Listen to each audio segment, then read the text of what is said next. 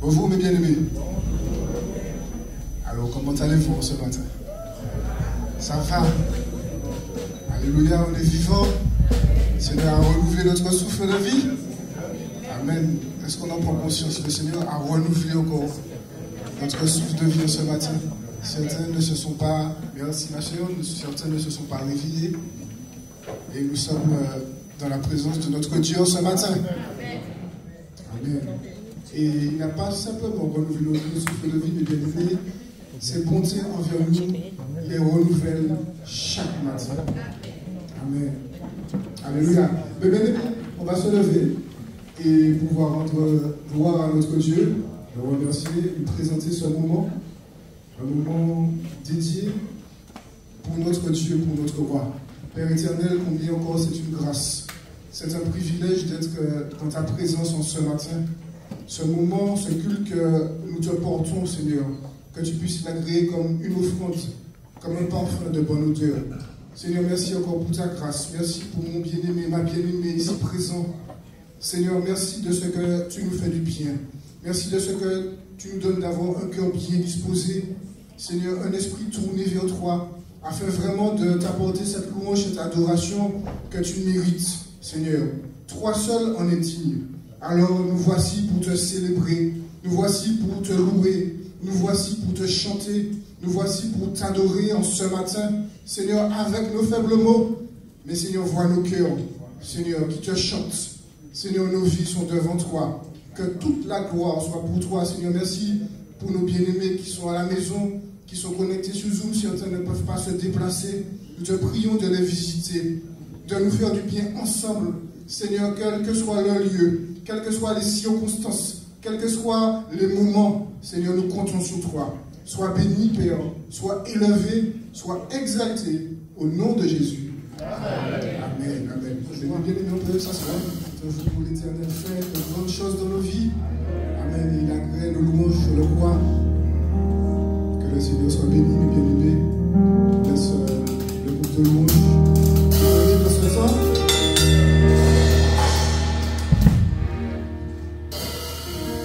Alléluia. Que le nom du Seigneur soit béni en ce matin. Avons-nous des rachetés du Seigneur dans la salle? Ouh là là là là. Avons-nous des rachetés du Seigneur dans la salle? Alléluia. Je ne crois pas qu'on puisse venir dans la maison de Dieu et avoir un visage fermé parce que l'Éternel a fait de grandes choses dans notre vie. Alléluia. Est-ce que Dieu a fait de grandes choses dans nos vies ce matin?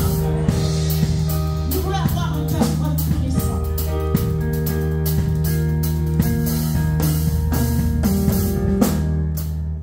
Nous vous invitons à vous lever. Nous allons chanter la gloire de Dieu. Alléluia.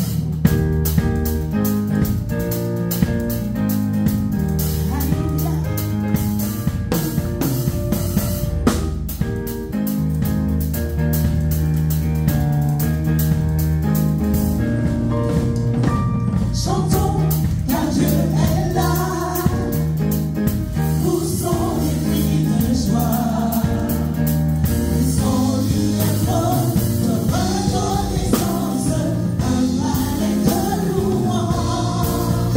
Chantons le roi des rois, son amour durera, et quand on le loue, sa gloire descend sur nous, dans son amplifia.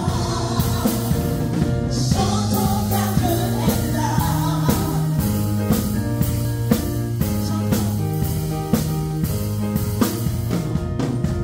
Chantons car Dieu est là, pour son esprit de joie, et son lien trône, notre reconnaissance, un balai de louange. Chantons le roi des rois, son amour durera, et quand on le loue, sa gloire descend sur nous, dans son amplifia. Chantons car Dieu est là.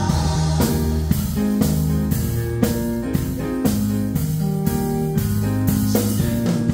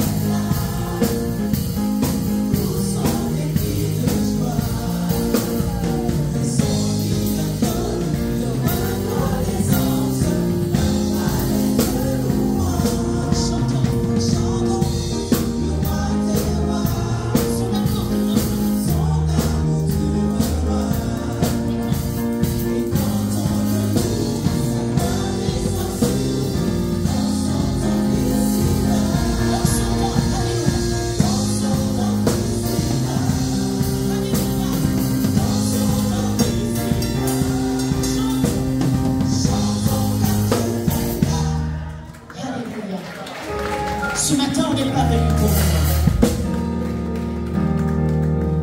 Vous savez, il y a beaucoup de versets dans la Bible où la joie, la manifestation de la joie est exprimée. On n'a pas un Dieu mort, je ne sais pas. On a un Dieu vivant. David lui-même a dansé. Sa femme a été choquée. Mais il n'a pas regardé à elle. Il a loué l'Éternel. Et c'est ce que je vous demande. Louer Dieu. C'est-à-dire avoir une attitude de gratitude. Une attitude de gratitude, quelles que soient les difficultés. On sait qui est notre Dieu. On reste ferme. On reste dans la reconnaissance. C'est ce qu'il faut. Ce matin, on exprime à Dieu sa bonté, sa fidélité envers nous. Parce qu'il nous a fait du bien. Si vous êtes là, il vous a fait du bien.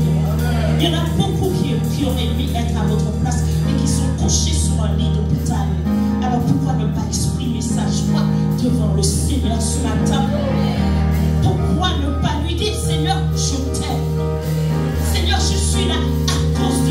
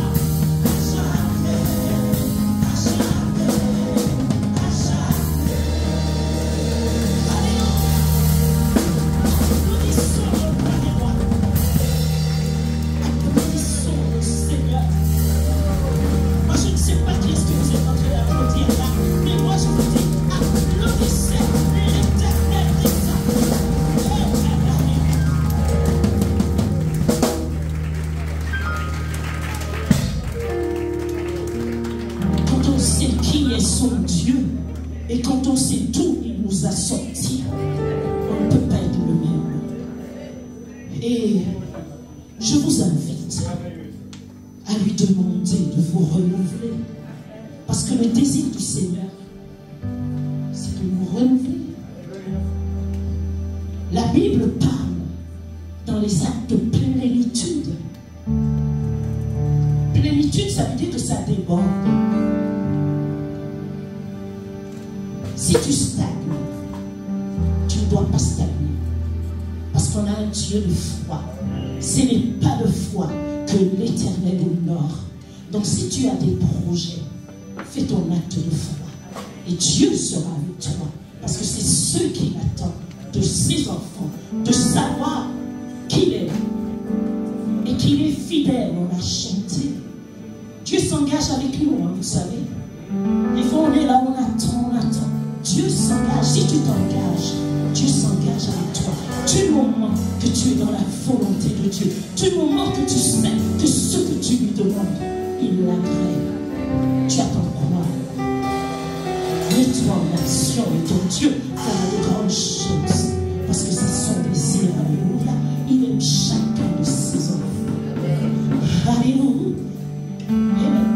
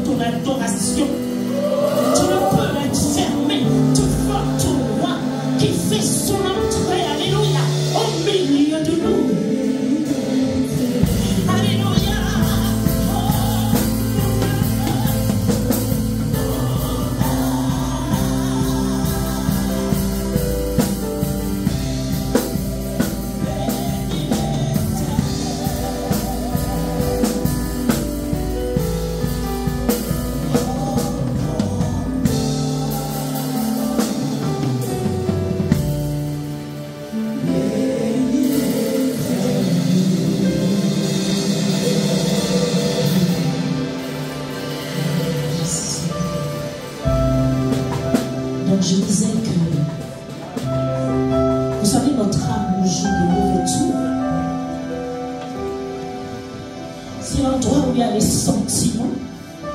Et vous savez comment nos sentiments nous trompent. Ce matin, tu te réveilles, tu es de mauvaise humeur, tu ne sais même pas pourquoi. Et puis tu acceptes cette condition. Non. Tu dis, mon âme bénit l'Éternel parce que je n'oublie pas ce qu'il a fait dans ma vie. Et s'il y avait un quelconque problème, je le bénirais encore toujours. Parce que n'oubliez pas que quand il y avait des combats d'Israël, c'est dans la louange qu'il y avait la délivrance. Alors si tu ne peux pas louer, chante l'Éternel, mais une musique d'adoration et de louange. Parce que quand ils partent au combat, on aurait cru une armée part au combat, on met les archers, on met, je ne sais pas, ceux qui tirent, les tireurs d'élite. Non, les chantres de l'Éternel étaient au début des combats. Pourquoi? Parce que quand on chante, on attire la présence de Dieu. La louange, si vous comprenez ça, vous ne serez pas médiocre dans votre louange et vous allez vous demander pourquoi. Parce qu'on veut la présence de Dieu. On ne veut pas la présence d'un homme ou d'une femme, mais de Dieu. Et on sait que Dieu siège au milieu de la louange. Alors donne-lui la place à l'éternel. Oh oui, la l'Éternel, parce qu'il veut de la louange. Dans ses assemblées, il veut de la louange. Il veut venir, il veut guérir. On le fait, alléluia. On le met hors de la porte. Louez l'Éternel, il va passer dans les rangs, il va bénir, il va guérir, il va restaurer. C'est ce Dieu-là qu'on vous annonce. C'est ce Dieu-là qu'on est venu vous annoncer. Que notre Dieu, c'est pas plein de bonté. Il est plein de bonté, il est plein de limité. C'est nous qui limitons Dieu.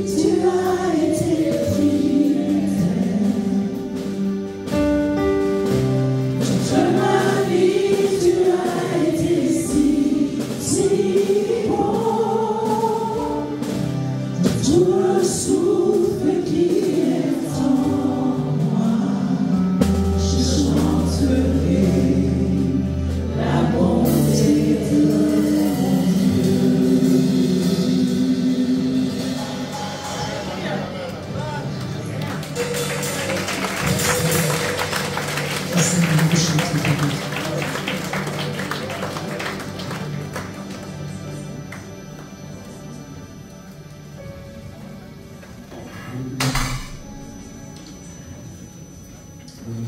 Nous allons reprendre ce chant, bien aimé, et nous allons saisir. Amen. On ne veut pas simplement chanter, mais on veut expérimenter ce matin. Est-ce que tu es prêt à vivre l'évangile vraiment ce matin? Est-ce que tu es prêt à chanter de tout ton cœur et à laisser le Seigneur agir ce matin? Est-ce qu'il y a un peuple qui veut saisir ce matin? Est-ce qu'il y a un peuple qui veut un changement de dimension? Est-ce que tu as envie de changement? Est-ce que tu as envie de changement? Dis à ton Dieu que tu veux un changement. Parce que notre Dieu ne stagne pas. Dis-lui que tu ne veux pas, que quand tu es rentré, tu ne veux pas ressentir de la même manière. Dis-le-lui. Et tu verras. Mais si tu restes campé sur ta position, on est censé nous unir devant Dieu, on est personne. Qui veut s'élever devant ce Dieu-ci? Qui a la prétention de s'élever ce matin? Fais gaffe, tu seras abaissé. Abaisse-toi devant ton Dieu, abaisse-toi.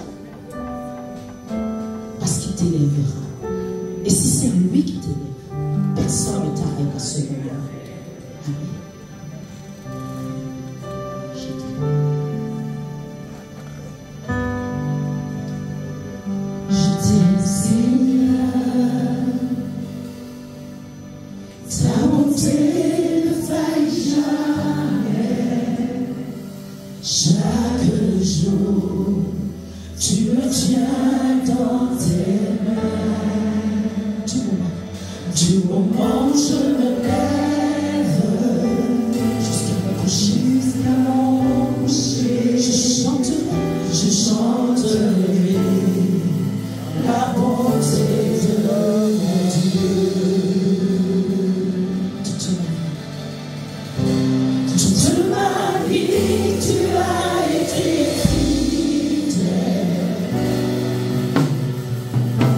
Toute ma vie, tu as été fidèle.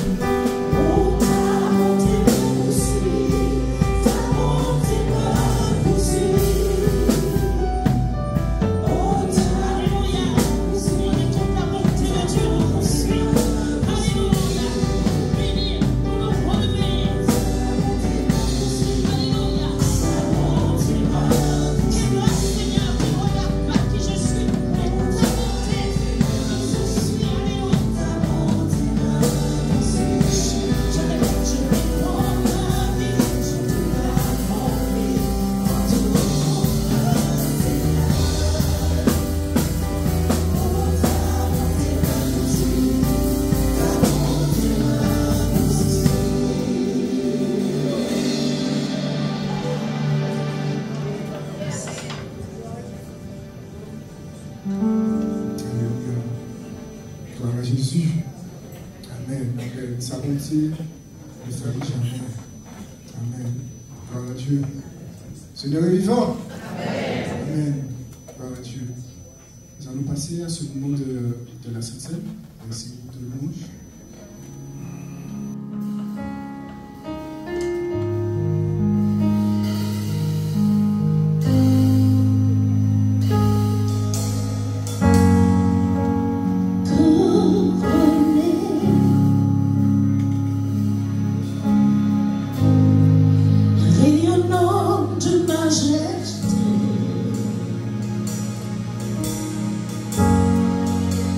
Tout l'univers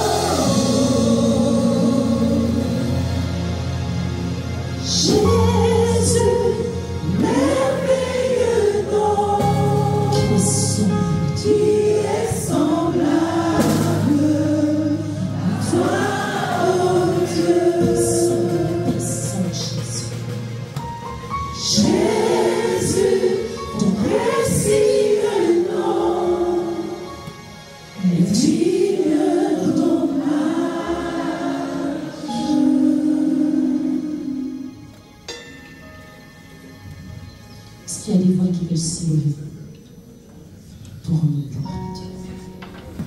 Ah, Jésus.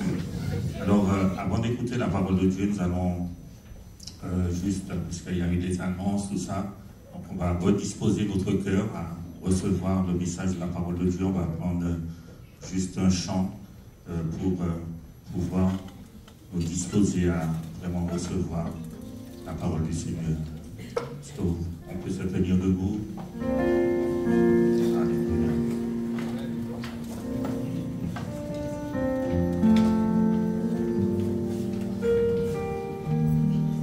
Amen, ça a changé. Amen.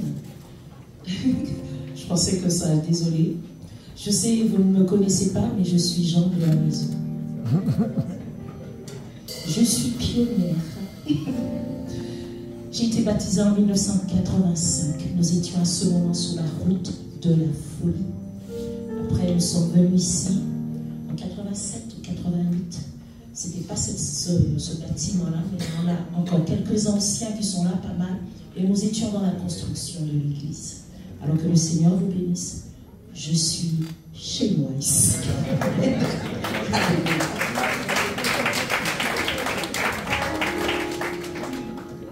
Un petit chant. Amen. Je chanterai de tout cœur, alléluia, les merveilles de mon papa. Il m'a ôté des ténèbres, m'a délivré de tout péché.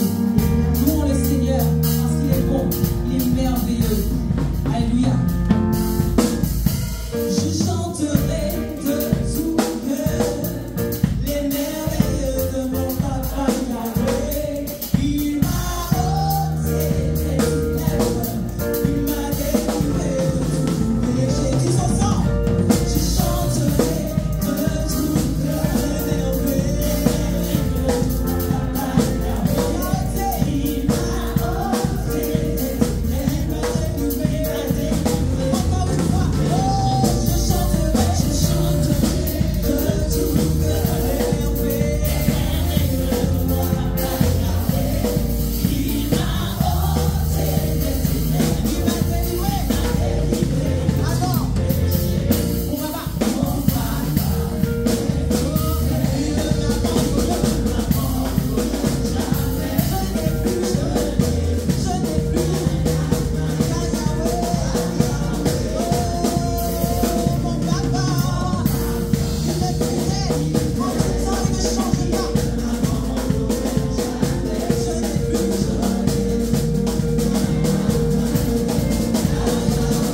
alors je suis dans la joie. Je suis dans la joie, la joie immense. Je suis dans l'époque à Yahweh. Je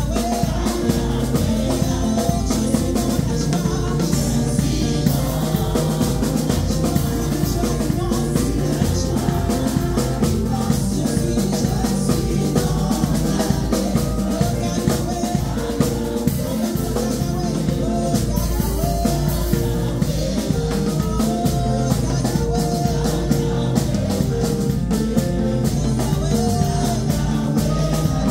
la joie. Alléluia, alléluia. Applaudis Jésus, alléluia. Mérite la gloire, mérite l'honneur, mérite la louange, mérite l'adoration. C'est lui qui nous a créés, c'est lui qui a changé nos vies, c'est lui qui nous a donné une raison de vivre. Alléluia. Il est digne de gloire, il est digne d'honneur, il est digne de louange, il est digne d'adoration. Père, merci pour ta joie, merci pour ta paix, merci pour ta grâce, merci pour ta bonté, merci pour ta fidélité. Alléluia. Alléluia, alléluia. Sa bonté me poursuit. Son amour me poursuit. Merveilleux le nom de Jésus. Alléluia. Nous pouvons nous asseoir tranquillement. Je vais laisser la place au pasteur Claude. parole du Seigneur. Pour ceux qui ne le connaissent pas, il va se présenter lui-même.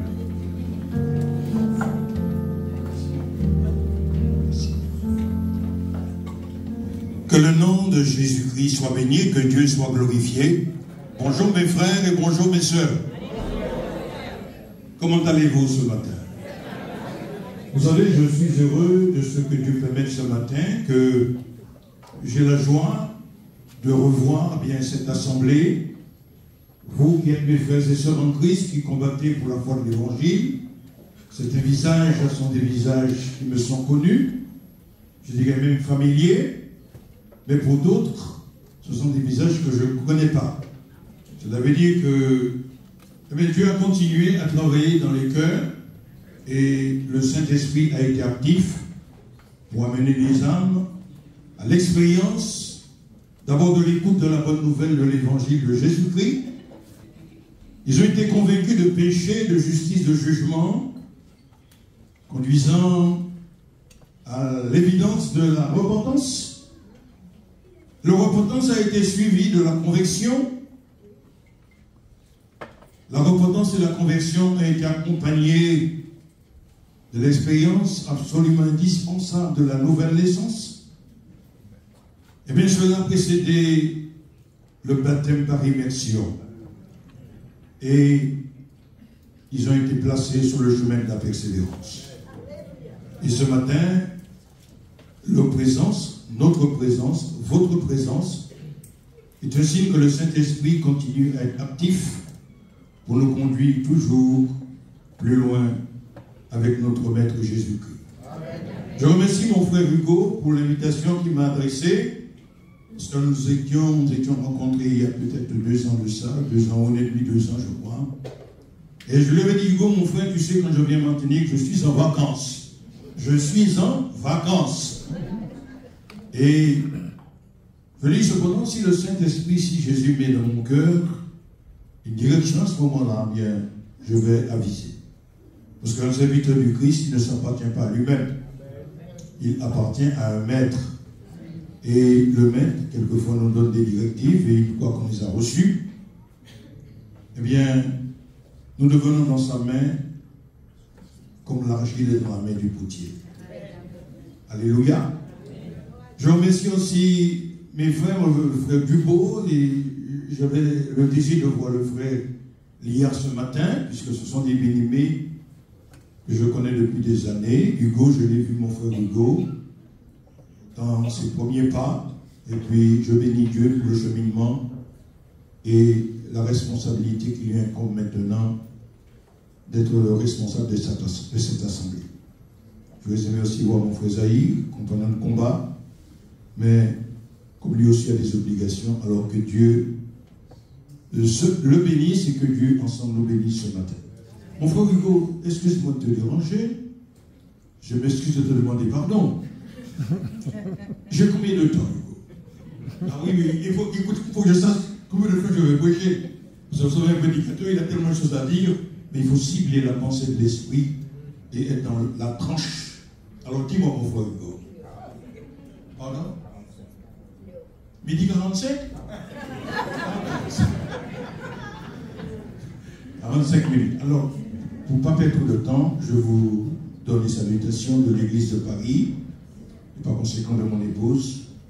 Que Dieu ensemble nous bénisse. Alors, je voudrais partager avec vous la parole de Dieu. Et à partir du moment que mon frère Hugo m'a adressé l'invitation, le Saint-Esprit a donné tout de suite à mon esprit une direction. Et vous savez, en tant que prédicateur, en tant que serviteur du Christ, nous aimons recevoir la pensée de l'Esprit. Parce qu'à partir de ce moment-là, ce n'est plus nous qui dirigeons ni qui gouvernons, mais c'est le Saint-Esprit qui va nous diriger, nous gouverner et nous inspirer. Amen. Et je crois qu'au travers de ce sujet, il va nous conduire à faire une première lecture dans le livre de la Genèse. Eh bien, que tu aies quelques semaines de conviction, que tu aies quelques mois de conviction, que tu aies quelques années de conviction, peu importe le temps de conviction qui est le tien, la parole de Dieu t'est destinée ce matin. Et le premier à qui cette parole est destinée, ne soyez pas étonnés, c'est le pasteur qui va le prêcher. Oui, parce que vous savez, il y a des situations où le pasteur se met en retrait et puis il bombarde les gens. Non. Le premier concerné, c'est moi, pasteur gentil. Parce que vous savez, frères et sœurs en Christ, je ne vous apprends rien quand je vous dirai que nous avons une nature humaine, appelée communément le vieil homme. Et malheureusement, avec ce vieil homme, nous avons, vous et moi, quelques difficultés. Et si ce matin, le Seigneur Jésus-Christ mettait en lumière et en évidence tout ce qui est secret dans nos vies, rapidement la salle se viderait. Vous savez, ce n'est pas le beau costume, l'aspect extérieur qui intéresse le Seigneur. Vous savez, frères et sœurs en Christ, avant de faire la lecture, je vous dirais que pour tout homme, vous comme moi, nos vies sont sous trois aspects. Nous avons une vie publique. Vous dites Amen.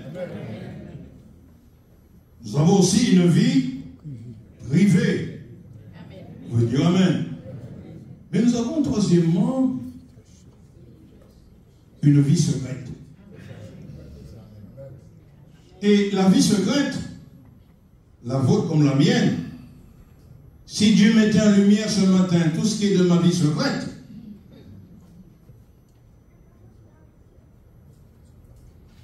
vous le premier vous diriez c'est pas possible.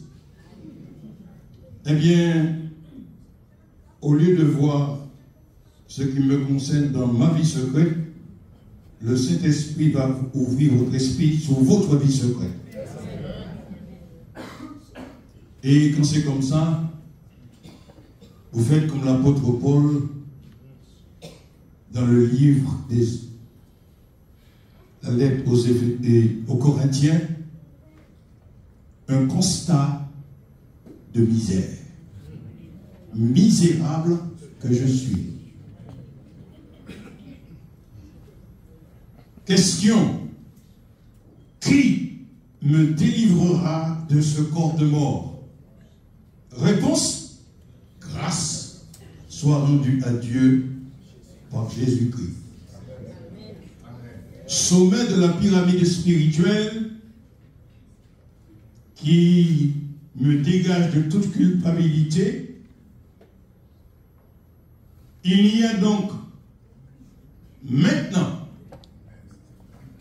plus aucune condamnation pour ceux qui sont en Jésus-Christ. En effet, la loi de l'esprit de vie qui est en Jésus-Christ m'a affranchi de la loi du péché et de la mort. Car ce qui était impossible à la loi et qui me rendait sans force, Dieu a condamné le péché dans la chair en envoyant son propre Fils dans une chair semblable à celle du péché. Ceci, afin que ce qui m'était impossible à moi soit réglé pour moi par l'œuvre de Jésus à la croix. Cela me donne du repos, de la tranquillité, de l'assurance, des certitudes, et ça me dégage de toutes les culpabilités que Satan pourrait utiliser quant au travail du péché dans ma vieille nature. Vous dites amen à ça? Lecture de la parole de Dieu. Dans la direction donnée par le Saint-Esprit, je vous invite à considérer avec moi un texte qui se trouve dans la Genèse. Et ne soyez pas étonnés que progressivement, au déroulement et au partage, je sois conduit à vous interroger. Oui, j'aime bien interroger quand je partage avec les frères et sœurs. C'est ma manière à moi d'échanger, de partager, et puis de laisser le Saint-Esprit en même temps nous éclairer quant à ce que Dieu veut nous communiquer. Livre de la Genèse, chapitre 41. Et nous allons regarder à partir du verset 38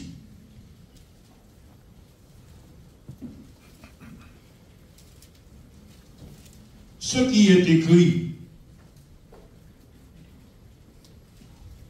Vous y êtes? Tout le monde est à la page? Alors faisons lecture. Et Pharaon dit à ses serviteurs, trouverions-nous un homme comme celui-ci, ayant en lui, dites avec moi, l'Esprit de Dieu? Et Pharaon dit à Joseph, puisque Dieu t'a fait connaître toutes ces choses, il n'y a personne qui soit aussi intelligent et aussi sage que toi. Je t'établis sur ma maison et tout mon peuple obéira à tes ordres. Le trône seul m'élevera au-dessus de toi. Et Pharaon dit à Joseph, vois, je te donne le commandement de tout le pays d'Égypte. Il va plus loin. Verset 42, Pharaon ôta son anneau de la main et le mit dans la main de Joseph.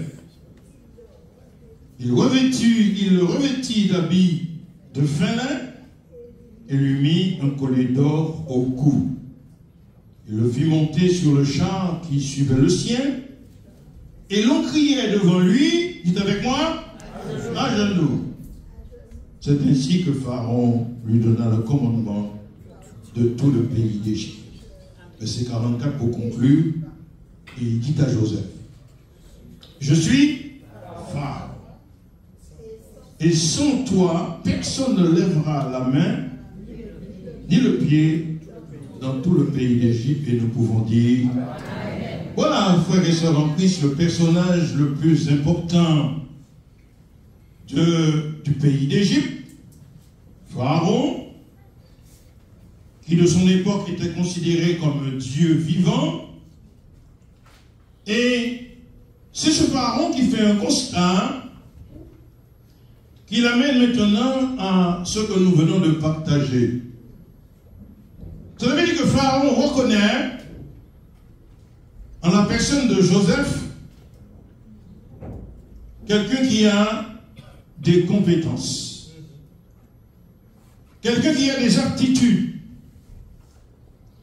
Et si Joseph, je vous posais la question dès maintenant pour que vous puissiez me dire comment vous définiriez le mot compétence.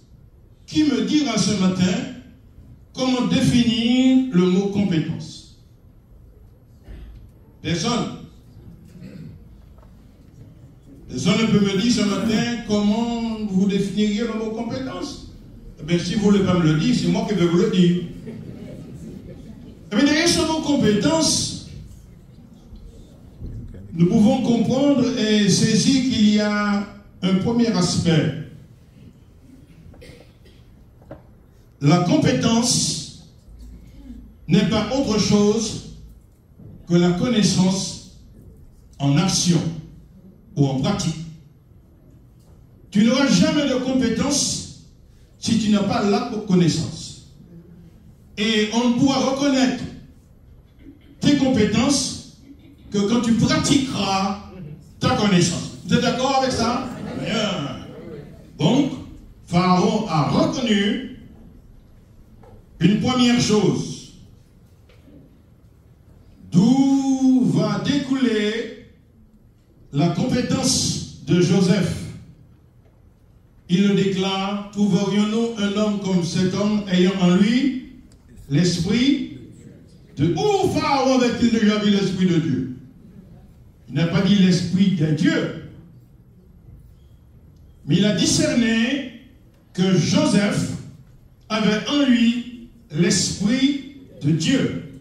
Et ce matin, mon frère, ma soeur, toi qui es enfant de Dieu, le Saint-Esprit qui habitait en Joseph, il habite en toi. Il habite en toi. Donc si le Saint-Esprit habite en toi, Dieu va travailler à partir de cette réalité-là pour t'amener aussi à avoir des compétences. Non pas pour que tu puisses te montrer, non pas pour qu'on puisse te voir, mais pour que Dieu puisse continuer son travail de Père dans ta vie, pour que tu sois utile dans sa main. Parce que lorsque tu es rentré dans le plan béni de Dieu, appelé la Nouvelle Alliance, tu aurais pu, parce que tu es rentré dans le salut, te faire quitter tout de suite la terre et te faire rentrer dans son royaume. Mais il t'a placé dans la main de Jésus comme un disciple. Jésus avait dit à ses disciples, vous recevrez le Saint-Esprit, une puissance souvenant sur vous, et vous serez mes témoins à Jérusalem, dans toute la Judée, dans la Samarie, et jusqu'aux extrémités de la terre, y compris à Fort-de-France, quartier, au découpé. Non? Oui, nous sommes tous disciples de Jésus ce matin. Amen. Donc, Pharaon reconnut premièrement que Joseph avait en lui le Saint-Esprit. Mais il a fait un deuxième constat. Dieu t'a fait connaître ces choses. Tu es non seulement habité du Saint-Esprit, mais tu es quelqu'un qui vit dans la révélation de Dieu. Dieu te révèle les choses cachées qui sont utiles pour ta vie, pour ta marche, comme témoin et comme disciple de Jésus-Christ. Non pas pour que tu puisses avoir la tête qui se gonfle, car plus tu as de connaissances, plus tu vis plus près de Jésus, plus tu comprends aussi l'importance de s'humilier devant sa face. Gloire à Dieu. Troisième constat que fait le Pharaon, et le déclare concernant Joseph. Non seulement il a l'Esprit de Dieu, Dieu t'a révélé ces choses, t'a fait connaître ces choses, mais il y a personne qui soit aussi intelligent. Ce n'est pas l'intelligence qui va t'amener de sortir d'une école de théologie, que tu as fait maintenant Bac plus 10, etc., la Sorbonne, l'ENA, HEC. C'est pas ça. C'est une école divine dans laquelle tu as été introduite, et tu vas sortir avec des compétences qui ne sont pas des compétences humaines, mais des compétences spirituelles que le Saint-Esprit va déposer en toi, qui va développer en toi et qui va te rendre utile pour le plan béni de Dieu. Intelligence, mais aussi sagesse. Donc un constat que fait Monsieur le Pharaon, mais ce constat n'est pas autre chose que le résultat d'un plan béni de Dieu qui se déroule pour Joseph. Il sort de 13 ans de formation. Sa formation a commencé lorsqu'il a eu 17 ans. Vous me croyez ou pas? Eh bien, ne me croyez pas, mais croyez à l'Écriture. Regardez, Genèse 37. Genèse 37.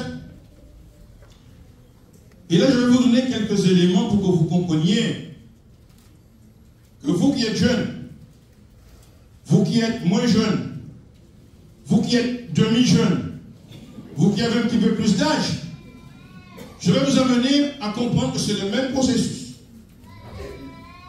Et que personne ne peut y échapper. À partir du moment que tu es devenu un enfant de Dieu, Dieu te prend en main. Et en te prenant en main, il te place dans son école et il va commencer à faire ton éducation divine.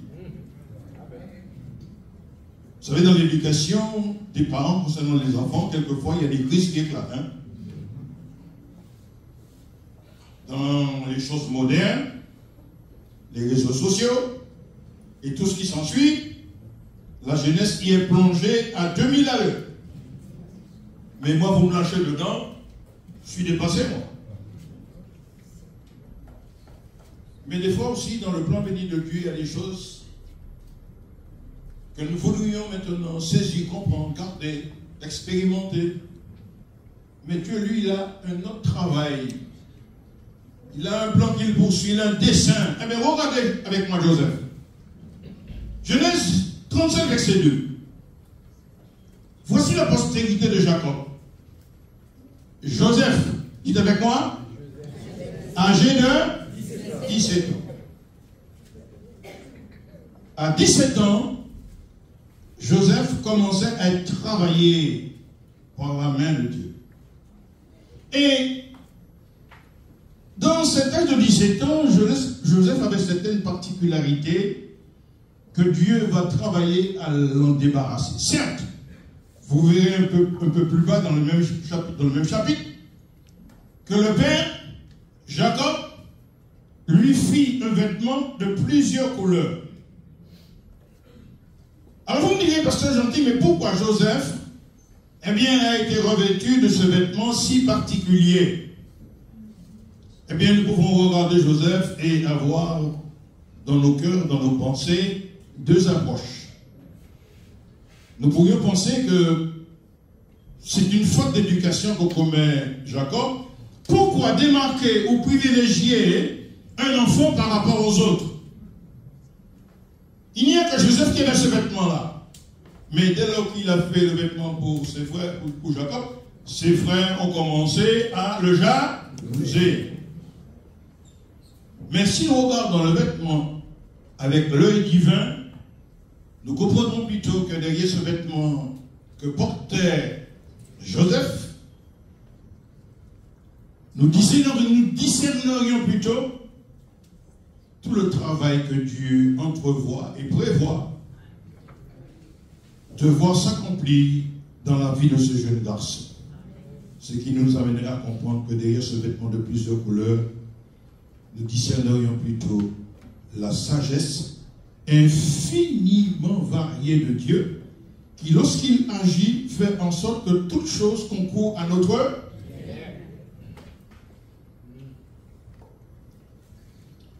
Lorsque Joseph est né, je vous ai dit que je vais vous donner des particularités pour que vous puissiez saisir que ce qui était applicable dans la vie de Joseph, c'est ce qui sera applicable aussi dans notre vie comme enfant de Dieu. Quand l'enfant est né, Genèse 30,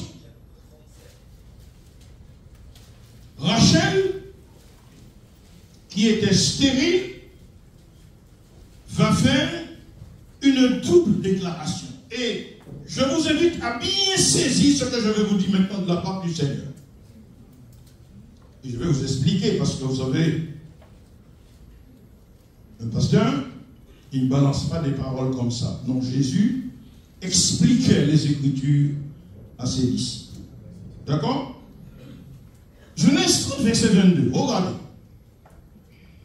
Dieu se souvint de Rachel, parce qu'elle était stérile, et l'exauça. Et la rendit féconde. Elle devint enceinte. Elle n'est pas tombée enceinte, hein, parce qu'on tombe dans l'escalier, mais on devient enceinte. En passant, hein. Elle devint enceinte. Et un langage biblique. Elle devint enceinte et enfanta un fils. Elle dit, Dieu a enlevé mon opprobre. Une première déclaration. Et elle lui donna le nom de Joseph. Deuxième déclaration en disant que l'Éternel m'ajoute un fils. C'est très important. C'est très important parce que ce que nous venons de lire, Dieu a enlevé mon opprobre. Donc Dieu enlève. Mais après, il dit, en donnant à l'enfant le nom de Joseph, que l'Éternel m'ajoute un fils.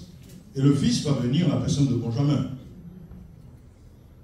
Et ce principe, Dieu enlève et Dieu ajoute, C'est ce qui va caractériser le travail et tout le plan béni de Dieu pour l'éducation et la formation de Joseph. Il y a pas quelqu'un qui dit un petit amen? Ce principe sera tellement actif dans la vie de Joseph que plus tard, lorsqu'il aura des enfants, il va lui marquer ce principe dans les noms qu'il va donner à ses enfants. Oui, amen. Personne ne veut dire amen. Alors moi, je vous amène dans l'écriture. Regardez, Genèse 41, verset 51. Aïe, aïe, aïe, aïe. Pasteur gentil, calmez-vous. Je suis calme, mais vous savez, lorsque le Saint-Esprit commence à mettre l'onction pour que la parole soit bien distribuée, eh bien, on est comme le Maître Jésus qui disait, écoutez et comprenez ce qui signifient ces choses. Il y a l'écoute, mais l'écoute ne peut être bénéfique que si elle est accompagnée de la compréhension. D'accord? Alors, pour que je le comprenne, il faut bien que Jésus m'explique. Bien, on y va. J'ai dit Genèse 41, verset 51. Alors, Joseph donna au premier-né, donc Joseph a eu 2 enfants, 2 garçons. Et le principe, il déclare, Dieu m'a fait oublier toute ma peine et la maison de mon père. Dieu m'a fait oublier, Dieu enlève. Nous sommes toujours d'accord. Mais, verset 52, il donna au second le nom de Ephraïm, car il dit, Dieu m'a rendu féconde dans le pays de mon affliction. Dieu ajoute. C'est un principe qui était actif dans la vie de Jésus. Tout au long de la vie de Jésus, ce principe était un principe actif. Vous dites amen ou pas? Ah bien, Isaïe 53. Sa vie a été retranchée de la terre. Dieu enlève. Mais il verra une postérité. Dieu ajoute. Ça va toujours? Jésus va en parler lui-même. Dans l'évangile de Jean.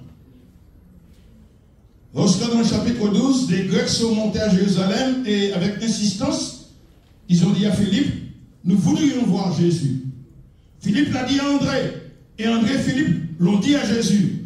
Et quand Jésus a été confronté à cette situation, qu'a-t-il dit?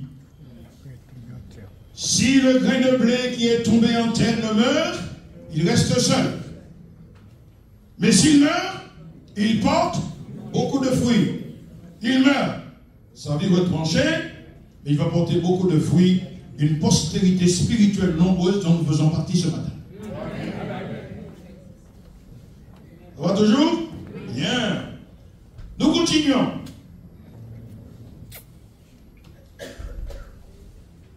Premier aspect de la bénédiction ou du travail de la formation que Dieu entreprend après que Joseph eut été vendu, nous nous retrouvons maintenant dans Genèse, le chapitre 39, versets 2 à 6.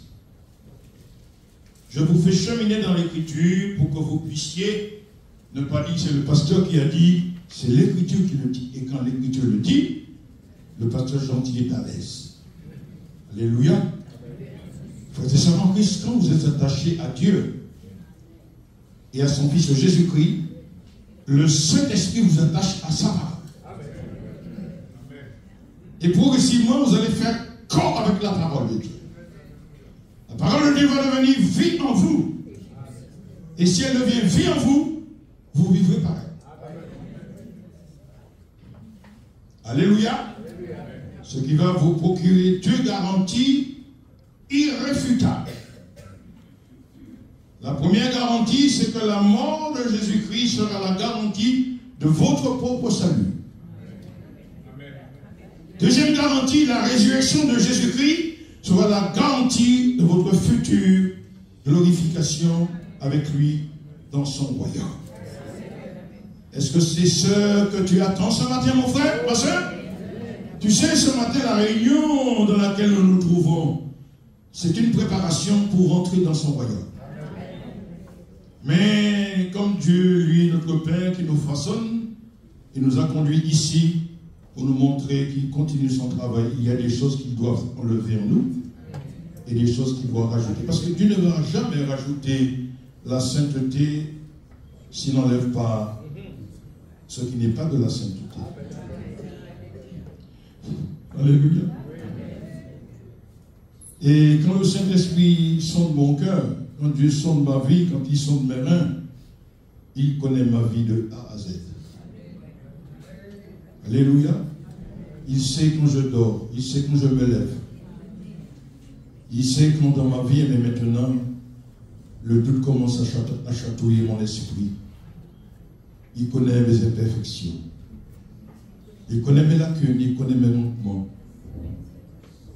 Excusez-moi de vous dire, il connaît quelquefois aussi mes doutes. Mais malgré tout, il compose avec moi parce qu'il m'a pris en main. Et pour que ce matin, nous soyons encouragés, aux Philippiens, l'apôtre déclare ce qui était pour lui comme une persuasion divine. Je suis persuadé que celui qui a commencé en vous cette bonne œuvre la rendra parfaite pour le jour de Jésus-Christ. Soit que je vive, soit que je dors, je continue son travail dans mon cœur et dans ma vie. Regardez, mes bien-aimés. Je vous ai dit Genèse 39, verset 2 à 6. Dès lors que Dieu l'a pris en main, il est tout de suite placé, après l'expérience qui n'a pas été du tout bénéfique, vendue par ses frères à des marchands madians. Il arrive dans une maison où un homme nommé Potiphar le prend à son service. Et la Bible nous dit que la bénédiction de Dieu a accompagné Joseph dans la maison de Potiphar. De telle manière que tout ce que Joseph touchait dans la maison de Potiphar était béni. C'est un peu ce qui se passe quand Dieu t'a pris en main dans les premiers pas de la vie chrétienne. Tout était beau, tout était rose. Tu te sentais transporté sur les nuages, alléluia. Béni c'est Dieu. Quand moi j'étais converti, j'aurais voulu que le monde entier se convertisse. Ben oui, c'était tellement beau. Tu rentrais dans une nouvelle vie, tu découvrais un monde nouveau, spirituel. Tu es heureux. Et puis tout doucement, tu as remarqué que des choses que tu avais abandonnées, quand tu as couru pour le salut, commençaient à courir après toi pour te rattraper. Et puis ne cours plus quoi maintenant. Comment ça se fait? Et puis justement, Dieu le permet. Dieu le permet. D'abord pour que tu ne puisses pas t'enorgueillir. Et pour que tu puisses trouver le refuge dans les bras de Jésus. Donc, Joseph, reçu dans une maison, Dieu permet qu'il soit un instrument de bénédiction dans la maison de Potiphar. À cause de Joseph, jamais la bénédiction n'a été, eh bien, la part de cet homme, comme c'était le cas quand Joseph était dans sa maison. Tout ce qu'il touchait était béni. Mais, attention, quand tu es trop béni, il y a quelqu'un qui n'est pas d'accord. Et le danger ne va pas tarder à se manifester. Alors, M. Potiphar avait une madame nommée Madame Potiphar. Et comme on dit chez nous, je peux le dire en créole, il était mis clair. Elle avait les yeux sur ce jeune homme. Ce garçon de 17 ans, disons qu'il avait un an de plus après, bien, c'est un beau jeune homme brun, à la force de l'âge. Et la sève commençait à monter en lui. Vous m'avez compris. Mais, Madame Potiphar va se livrer sous Joseph à ce qu'on appelle aujourd'hui du harcèlement sexuel. Ah oui, c'est pas seulement moral, hein. C'est pas des moral. Lorsqu'il lui dit couche avec moi, c'est pas moral. C'est harcèlement.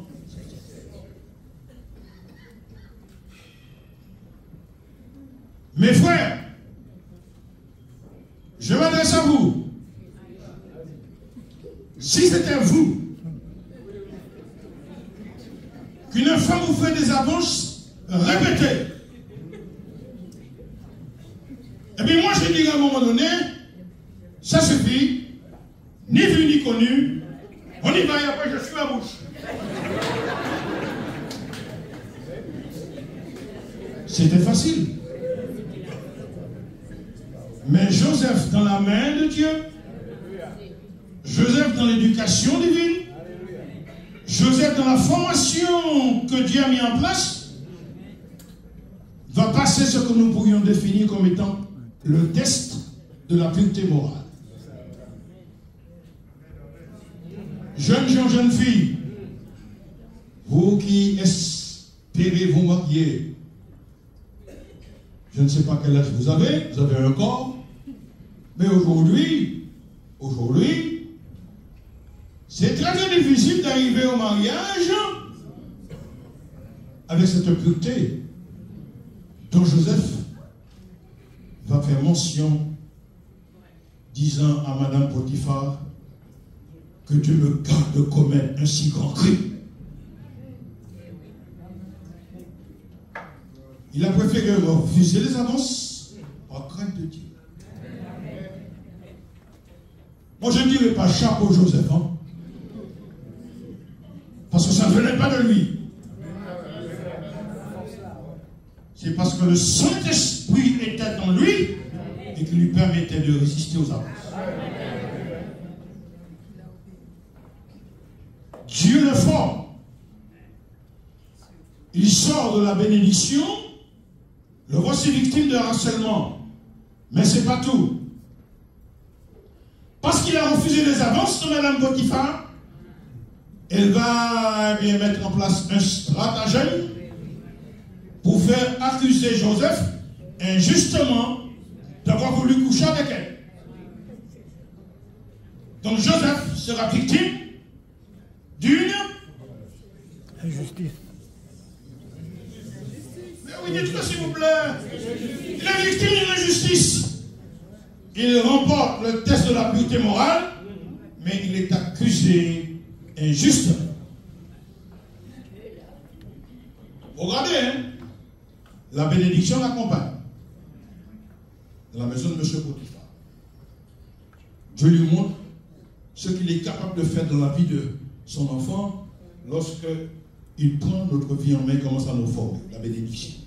Deuxièmement, victime de harcèlement, il remporte le test de la pureté morale.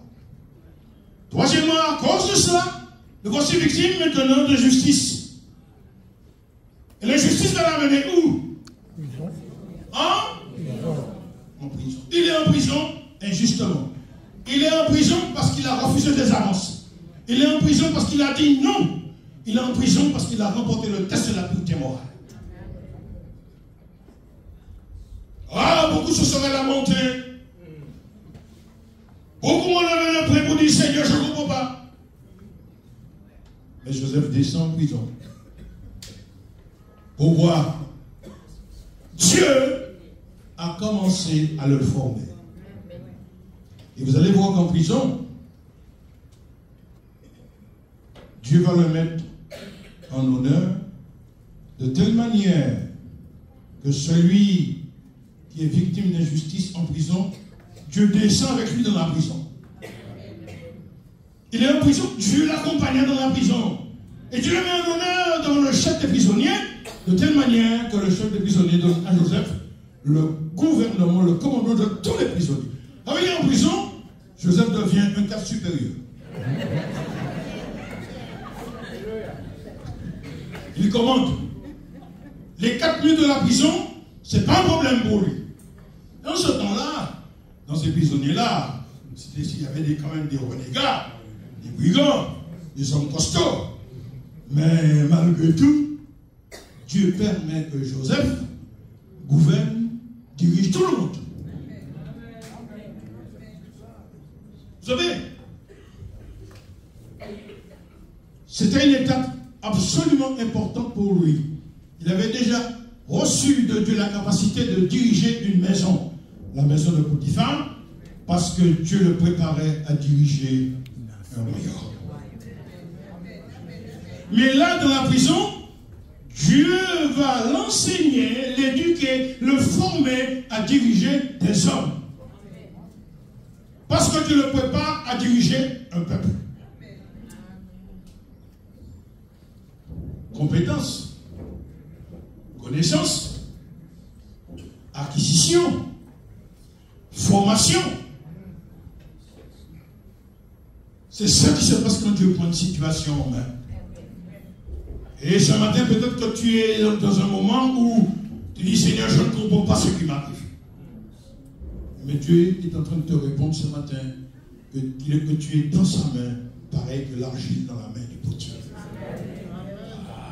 Tu as dit à Jérémie, tu vas descendre dans le village, Jérémie 18.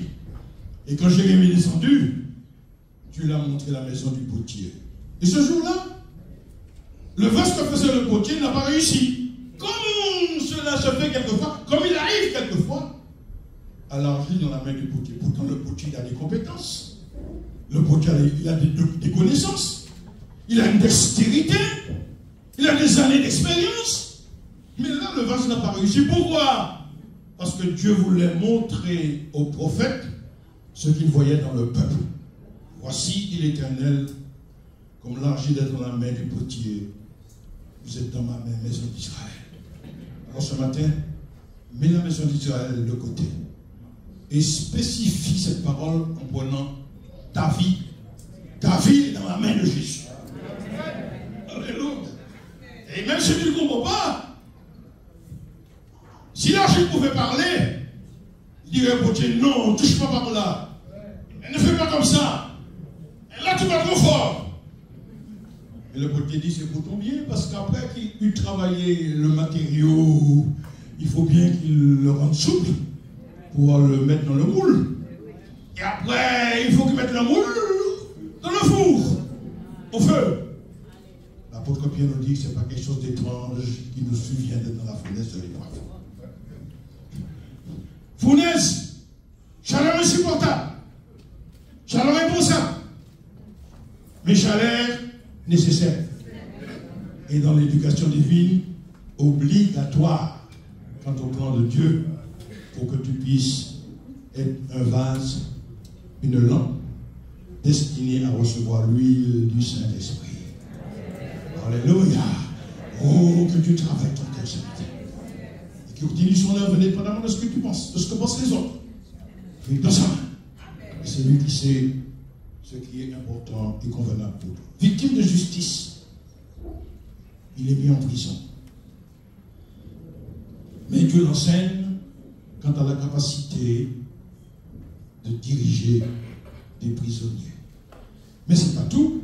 Dieu n'a pas fini avec lui. Tu crois que Dieu a fini avec moi? Il n'a pas fini avec moi. Il continue son travail. Donc, que va-t-il faire pour Joseph? Après que tu lui donné la capacité de diriger des prisonniers, Dieu va maintenant permettre qu'il puisse obtenir une autre capacité qu'il n'avait pas lorsqu'il a eu 17 ans et que Dieu lui a montré des songes. À 17 ans, il a eu des songes. Et lorsqu'il a expliqué les songes au père, les frères l'ont haï encore plus. Mais il n'a pas su expliquer les songes à 17 ans. Mais là, en prison, tu vas lui donner la capacité d'expliquer un songe qu'a eu un échanson et un panetier. L'échanson, c'était celui qui avait la capacité ou la responsabilité de sélectionner les vins pour mettre la coupe de vin dans la main du pharaon. Et le panetier, c'était une espèce de boulanger, c'est lui qui était chargé de faire les pains, parce que le pharaon partait à manger n'importe qui pain. Donc, dans la prison, les deux ont eu un songe. Et quand je les ai s'adresser à eux, pour dire pourquoi votre visage est si triste, ils expliquent à Joseph qu'ils ont eu un songe, mais ils n'ont pas eu la capacité de l'expliquer. Alors Dieu va permettre que Joseph explique le songe à les chansons. Et la conclusion du songe, c'est que Pharaon va te rétablir dans ton rôle. Ce qui va se passer. Mais le panetier, Joseph va lui dire, Pharaon va enlever ta tête de dessus toi. C'est exactement ce qui va se passer. Non seulement Dieu lui donne la capacité de diriger une maison, Dieu lui donne la capacité de diriger des prisonniers, des hommes, mais Dieu lui donne en prison la capacité d'expliquer les choses. Amen. Amen. Il est où? En prison. Mais tout en étant en prison, Dieu est avec lui. Parce que même s'il y a 4 murs de la prison, même si Joseph est en prison, mais Dieu n'est jamais en prison.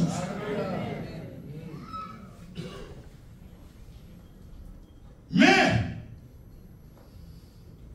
c'est pas parce que Dieu bénit ta vie que tu es en honneur devant les hommes qu'un trait de ton caractère va être éliminé à tout jamais. Pourquoi? Parce que lorsqu'il donne l'explication du songe, il dit à les chansons, une fois que Dieu a permis que Pharaon te rétablisse, dis une parole pour moi. Ça veut dire que même si Dieu est actif dans nos vies quelquefois, nous avons cette fâcheuse tendance de rechercher des appuis humains. Eh bien, quand Dieu nous éduque, il enlève tout appui humain. Il veut que nous soyons carrément placés sous. J'entends le mot. Sans contrôle. Sous sa dépendance. Il veut que nous soyons uniquement placés sous sa dépendance. Plus tu dépendras du Seigneur Jésus-Christ, plus tu seras indépendant des hommes. Dieu le bénit, Dieu travaille, Dieu œuvre, mais lui, il a toujours besoin de l'appui humain. Mais frères et en Christ, ce qui se passait pour Joseph là, faut souvent c'est ce qui se passe dans nos vies, comme enfants de Dieu.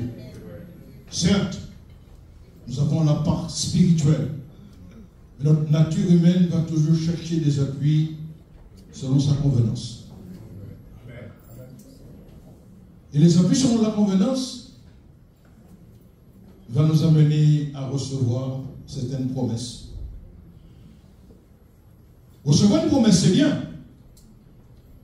Mais il faut souvent ces promesses que je reçois, elles sont à milieu de la volonté de Dieu. De telle manière que ma chair se satisfait, mais le plan de Dieu n'est pas accompli. Alors qu'est-ce que Dieu fait? Il enlève tout appui humain. Il me dit maintenant, Dieu ne peut pas ici. Qu'est-ce qui s'est passé pour Joseph? Regardez. Regardez la suite. Vous allez comprendre pourquoi je vous dis cela. Genèse 40, verset 1.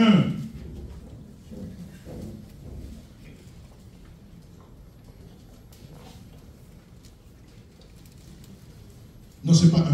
C'est verset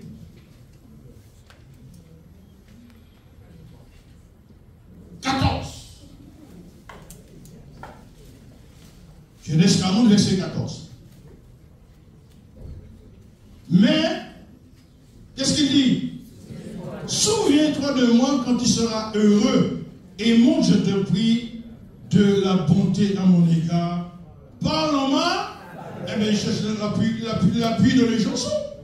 Et fais-moi sortir de cette maison. Certes, c'était un bon désir, mais ce n'était pas la volonté de Dieu. verset 23. Regardez la suite. Le chef des échansons disait, ne pensa plus à Joseph et il, pourquoi Dieu a enlevé ça de sa tête? Mais oui, Dieu n'a pas brisé une main étrangère. Dieu n'a pas besoin de l'homme pour faire son travail. Lorsqu'il t'éduque, il a ses méthodes. Et ce qu'il a commencé, il le poursuit et il achève. Gloire à Dieu. Et puis pour conclure, Genèse 41, verset 14 à 16.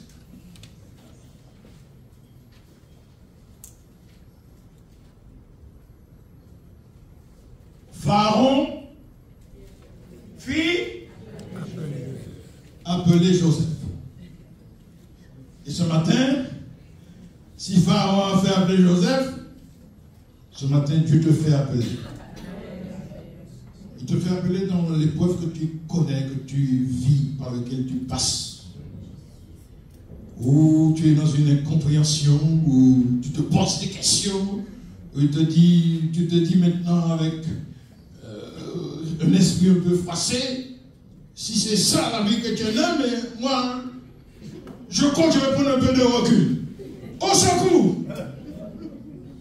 Dans les Saintes Écritures, moi, je n'ai jamais lu un verset qui me dit que dans l'épreuve, prends du recul. Mais c'est quelque chose que Satan aime bien entendre.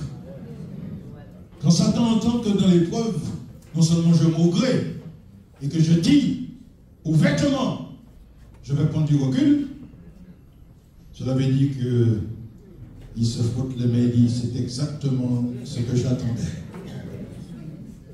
Il va commencer à inspirer à ton esprit, mais tu vois bien que depuis le temps que tu vas à l'Union chrétienne, les choses ne bougent pas. Le frère Hugo te donne des messages, le frère Elia te donne des messages, Joël te donne des messages, et notre pasteur vient te donner des messages. Pasteur Gentil te donne des messages, mais rien n'a changé. Je te dis oui. Même si tu souffres, l'apôtre Paul dira à cause de ces choses, je fléchis les genoux devant mon Dieu. Fléchis tes genoux devant ton Dieu. Il laisse-le continuer son travail. Parce que j'ose te dire ce matin que rien ne peut te séparer de l'amour de Dieu manifesté quand je suis pris dans ton regard. Et non seulement, vous me souffrir pour un temps, si c'est la volonté de Dieu, dans tôt ou tard, il ordonnera les choses te concernant. Quand le Seigneur sait délivrer de l'épreuve les hommes pieux. Le Seigneur sait délivrer de l'épreuve les hommes pieux. Amen. C'est bien de dire Amen. Mais il faut comprendre que derrière ce mot pieux, il y a la piété. Oh, la piété, c'est quoi, pasteur Gentil? La piété, pour la définir, c'est l'amour pour les choses de Dieu qui crée en toi de la détermination, de la dévotion pour la pratique.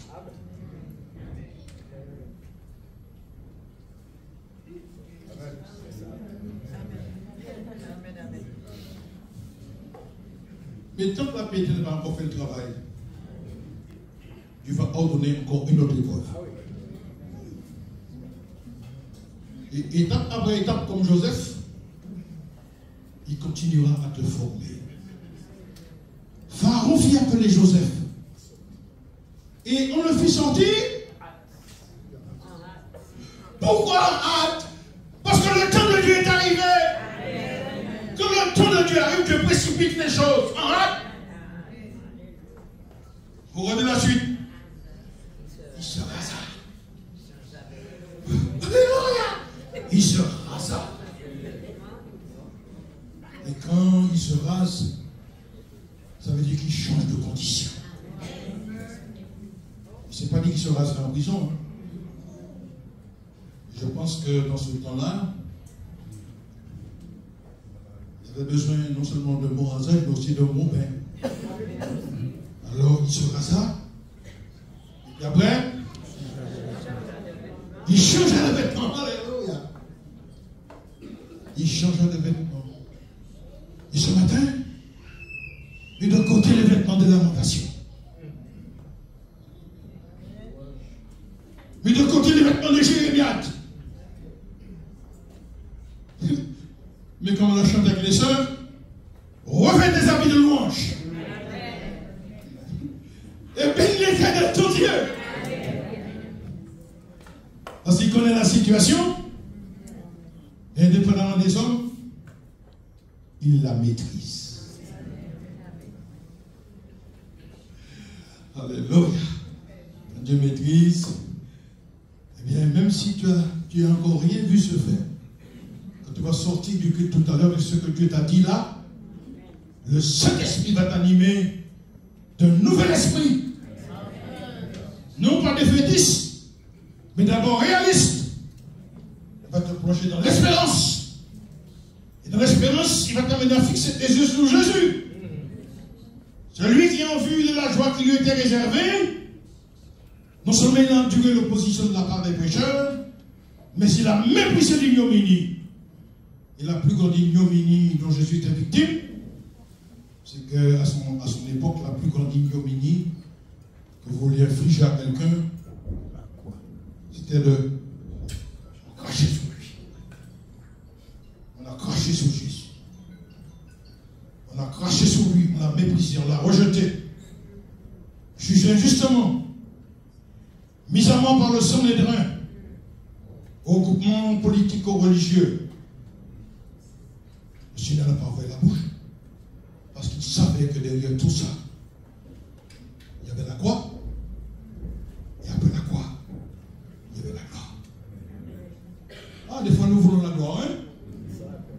Mais Dieu dit maintenant, avant la gloire, il faut que tu passes par le creuset. Isaïe reçoit l'oracle divin au travers duquel il dit: je t'ai mis au creuset, dit l'Éternel, mais non pour retirer de l'argent. Qu'est-ce que ça veut dire? Le fourneau c'est pour l'or et le creuset pour l'argent. Et Isaïe dit: je t'ai mis au creuset, mais non pas pour retirer de l'argent. Alors que se passe-t-il? Eh bien, là nous avons les symboles. L'argent c'est le symbole de la rédemption.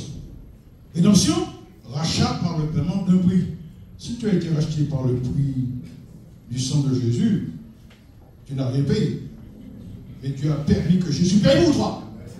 Mais quand Dieu te met au creuset, pour ressortir ce qui est différent de l'or, l'or c'est le symbole du soleil qui brille. L'or c'est le symbole de la gloire divine. Tu veux la gloire divine? Il faut passer par le creuset.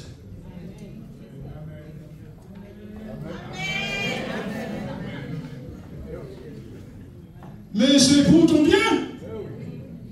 Et quand le Seigneur maintenant faut que tu accomplisses cela, il y a encore un peu de temps. Et celui qui doit venir viendra. Et il te rappelle ce matin qu'il fait toutes choses belles en son temps.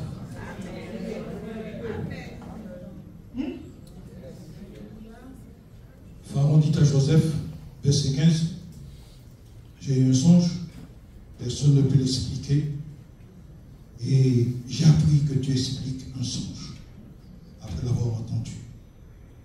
Mais regardez la réponse de Joseph à Pharaon. Regardez. Pharaon dit à Joseph, c'est pas moi, non? C'est pas moi. Moi, je sais expliquer un songe, mais c'est pas moi qui l'explique. C'est Dieu. Il se met en retrait. Il est formé. Il met toujours Dieu en avant. Si toi tu comprends ça, eh bien tu es dans le plan béni de Dieu et Dieu te bénira. C'est pas moi. Joseph répondit à Pharaon en disant, ce n'est pas moi. Il s'écarte. Il se met en retrait. Il s'humilie. Il s'abaisse. C'est Dieu qui donnera une réponse favorable à Pharaon. La formation a été concluante. Il est passé par l'épreuve de la bénédiction au harcèlement sexuel. Il remporte le test de la pureté morale. Mais ce n'est pas fini. Victime d'injustice, pour avoir agi Dans la crainte de Dieu, le voici en prison. Dieu l'accompagne dans la prison. Et en prison, ce que les yeux de l'homme ne voient pas, ce qui était impensable, Dieu donne à Joseph la capacité de diriger des hommes. Il a appris à diriger une maison parce que Dieu l'appelle à diriger un royaume. En prison, Dieu l'amène à diriger des hommes parce qu'il est appelé à diriger un peuple. Mais comment pourras-tu diriger les choses de Dieu si tu n'es pas formé? Hugo a été formé, Joël a été formé, Pasteur Gentil a été formé. Mais si Dieu ne t'a pas formé, mais tu vas faire du dégât. Et tu seras nuisible pour l'avancement du royaume de Dieu. Mais si Dieu te forme et qu'il te place, alors là, tu vas être un instrument utile dans sa main. Et ce ne sera pas toi qui diras quelque chose, mais les autres verront. Comme Pharaon a vu, il a l'esprit de Dieu. C'est un homme intelligent. C'est un homme qui est sage. Mais ce n'est pas la sagesse de l'Égypte. Parce qu'en ce temps-là, l'Égypte, c'est la technologie avancée. C'était les plus hautes choses, sphères de la connaissance, mais humaine. Vous avez déjà essayé de construire une pyramide? Eh bien, eux, ils étaient déjà en avant depuis longtemps. Mais ce n'est pas ça qui est important pour Dieu, ni pour Joseph. Un autre a été formé aussi, il s'appelait Moïse. Il a été élevé dans toute la connaissance. Mais il n'a pas dit aussi que Dieu le forme. Donc ce matin, mon frère, ma soeur, voilà le partage. Hugo, je suis dans le temps, hein? Je sais pas, ça va?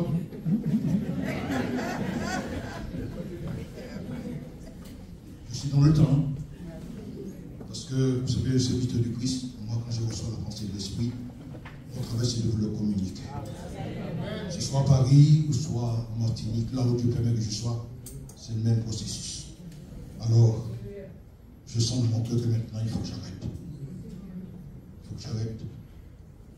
On va prier le Seigneur.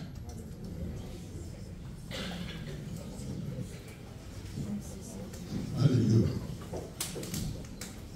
Mais en même temps, je sens que le Saint-Esprit m'interpelle pour laisser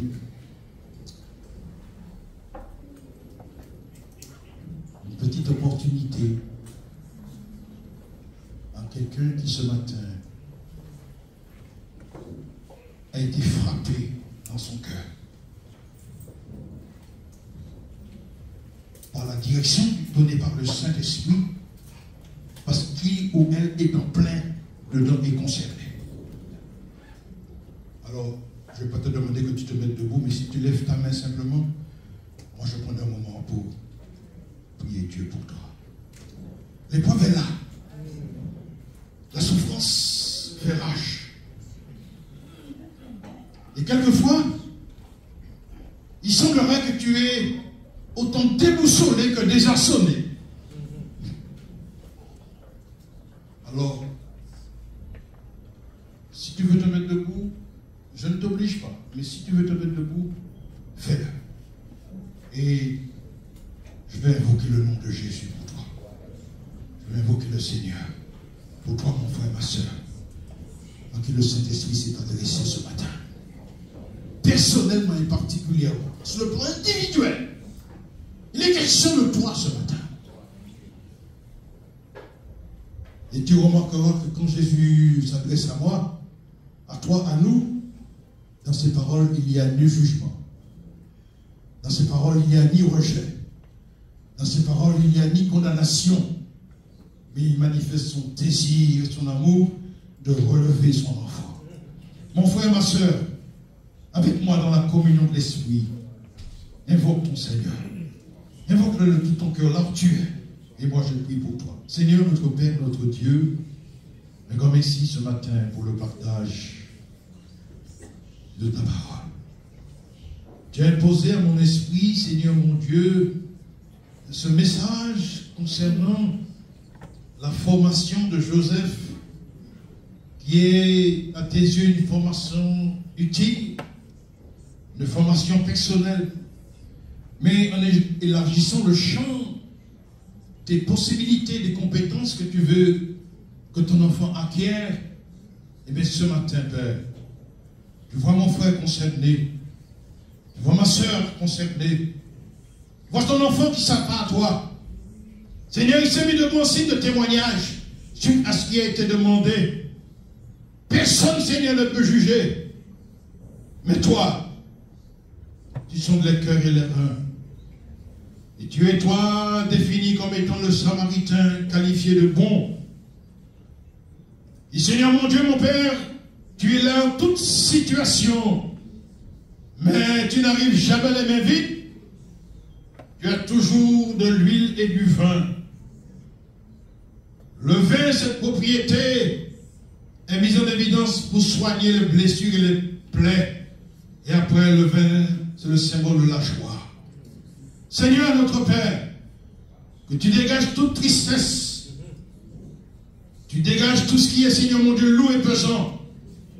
Tu amènes la consolation.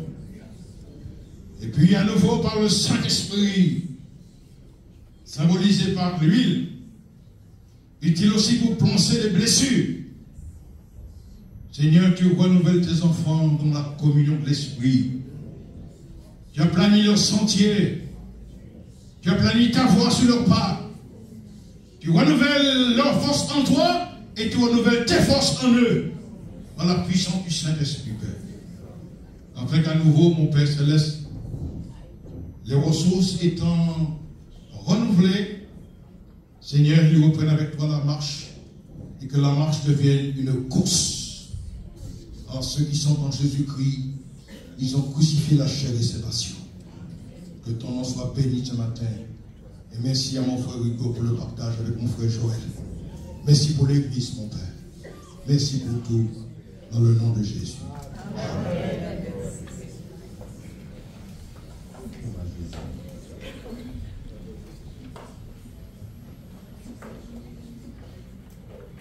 Gloire à Dieu. Merci Seigneur pour sa parole. Son nom soit béni, son nom soit glorifié. Nous allons pouvoir nous tenir debout et remercier Seigneur pour notre retour. Donc n'oubliez pas, vendredi soir, bien-aimés, pas de réunion d'études. Nous serons à l'évangélisation au Saint-Esprit. Ça va? Une information?